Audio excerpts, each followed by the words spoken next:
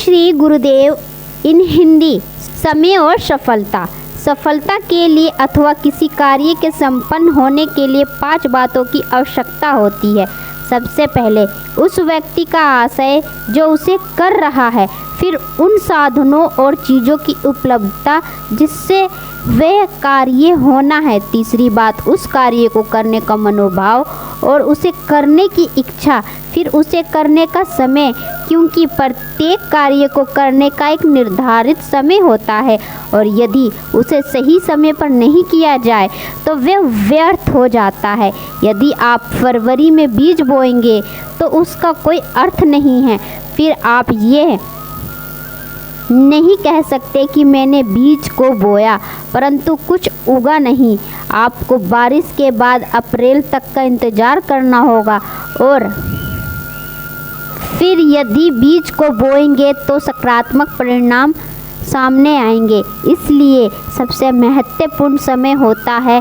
इस बात को समझना होगा कि समय कैसे महत्वपूर्ण है और उसके बाद दैविक कृपा जरूरी है। दैविक कृपा के बिना सफलता संभव नहीं है। इसलिए आप सेवा, साधना और सत्संग करें। प्रयासों का सफल परिणाम समय पर मिलेगा। आपके द्वारा किए गए प्रयासों के परिणाम भी व्यर्थ नहीं जाएंगे। यदि अभी नहीं तो निश्चित ही उसके परिणाम बाद में मिल ही जाएंगे। संपत्ति होने का अर्थ सिर्फ धन या पैसा होना नहीं है। आपके पास धन का भंडार, काफ़ी जमीन जायदाद भी हो सकता है, परंतु यदि आपका चेहरा तनावग्रस्त और दुखी लगे तो कोई भी आपको समृद्ध और सुखी नहीं कह सकता। समृद्धि का अर्थ बैंकों में बड़ी पूंजी जमा होना नहीं होता है।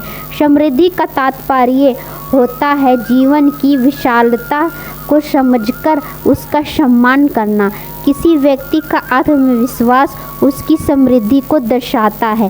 संपत्ति आपके आत्मविश्वास को बढ़ाता है, पर यदि संपत्ति ने आपको कमज़ोर एवं बीमार कर दिया तो आपके जीवन में दृढ़ को उत्पन्न किया जा सकता है, तो फिर वह संपत्ति व्यर्थ है।